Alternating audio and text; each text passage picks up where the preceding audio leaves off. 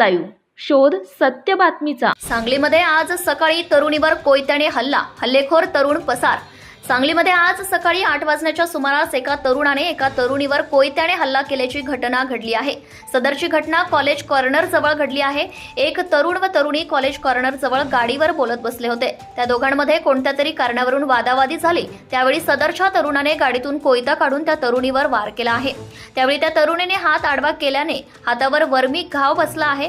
हल्ला केल्यानंतर तो तरुण कोयता टाकून पळून गेला आहे।